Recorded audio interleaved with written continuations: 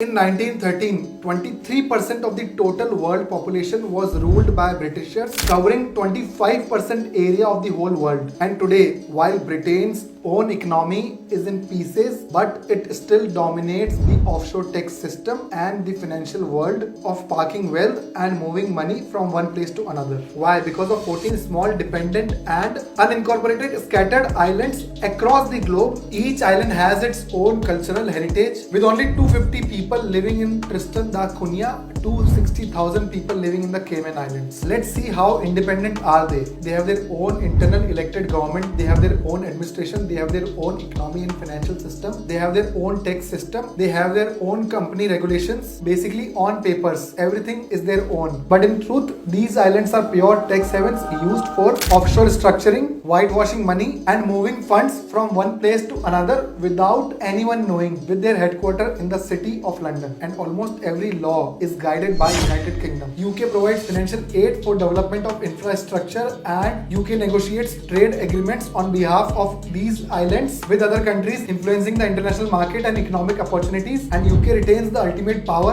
of security and defense in these islands, even providing military support. Let's study each island in detail.